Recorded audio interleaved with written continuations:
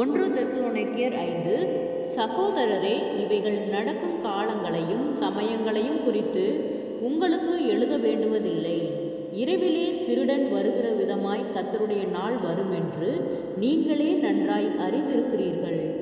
சமாதானமும் சௌக்கியமும் உண்டென்று அவர்கள் சொல்லும்போது கர்ப்பவதியானவளுக்கு வேதனை வருகிறது போல அழிவு சடுதியாய் அவர்கள் மேல் வரும்.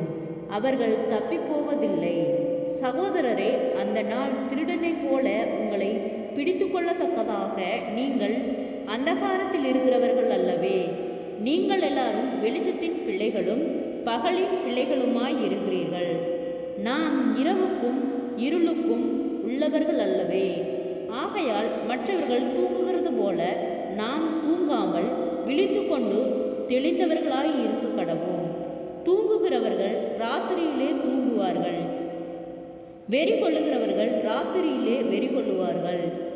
பகலுக்குரியவர்களாகிய நாமோ தெளிந்தவர்களாயிருந்து விசுவாசம், அன்பு என்னும் மார்க்கவசத்தையும் இரட்சிப்பின் நம்பிக்கை என்னும் தலைச்சீராவையும் தரித்து கொண்டிருக்க கடவோம்.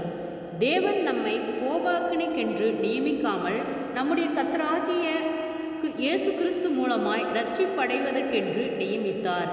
நாம் விழித்திருப்பவர்களானாலும் நித்திரை அடைந்தவர்களானாலும் தம்முடனே கூட நாம் ஏகமாய் பிழைத்திருக்கும்படி அவர் நமக்காக மரித்தாரே.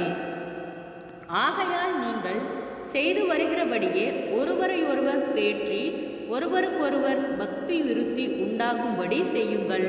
அன்றியும் சகோதரரே, உங்களுக்குள்ளே பிரயாசப்பட்டு கர்த்தருக்குள் உங்களை விசாரணை செய்கிறவர்களாயிருந்து உங்களுக்கு புத்தி சொல்லுகிறவர்களை நீங்கள் மதித்து அவர்களுடைய கிரி நிமித்தம் அவர்களை மிகவும் அன்பாய் எண்ணிக்கொள்ளும்படி உங்களை வேண்டிக் கொள்ளுகிறோம்.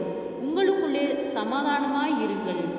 மேலும் சகோதரரே, நாங்கள் உங்களுக்கு போதிக்கிறது என்னவென்றால், ஒழுங்கில்லாதவர்களுக்கு புத்தி சொல்லுங்கள், திடனற்றவர்களை தேற்றுங்கள், பலவீனரை தாங்குங்கள், எல்லாரிடத்திலும் நீடிய சாந்தமாயிருங்கள். ஒருவனும் மற்றொருவன் செய்யும் தீமைக்கு தீமை செய்யாதபடி பாருங்கள். உங்களுக்குள்ளும் மற்ற யாவருக்குள்ளும் எப்பொழுதும் நன்மை செய்ய நாடுங்கள். எப்பொழுதும் சந்தோஷமாயிருங்கள். இடைவிடாமல் ஜெபம் பண்ணுங்கள். எல்லாவற்றிலேயும் ஸ்தோத்திரம் செய்யுங்கள். அப்படி செய்வதே கிறிஸ்து இயேசுவுக்குள் உங்களை குறித்து தேவனுடைய சித்தமாயிருக்கிறது. ஆவியை அவித்து போடாதிருங்கள். தீர்க்க தரிசனங்களை அற்பமாய் எண்ணாதிருங்கள். எல்லாவற்றையும் சோதித்து பார்த்து நலமானதை பிடித்து கொள்ளுங்கள். பொல்லாங்காய் தோன்றுகிற எல்லா காரியத்தையும் விட்டு விலகுங்கள். சமாதானத்தின் தேவன் தாமே உங்களை முற்றிலும் பரிசுத்தமாக்குவாராக. உங்கள் ஆவி, ஆத்மா, சரீரம் முழுவதும் நம்முடைய கர்த்தராகிய இயேசு கிறிஸ்து வரும்போது குற்றமற்றதாய் இருக்கும்படி காக்கப்படுவதாக. உங்களை அழைக்கிறவர் உண்மையுள்ளவர், அவர் அப்படியே செய்வார். சகோதரரே, எங்களுக்காக வேண்டிக் கொள்ளுங்கள். சகோதரர் எல்லாரையும் பரிசுத்த முத்தத்தோடே வாழ்த்துங்கள்.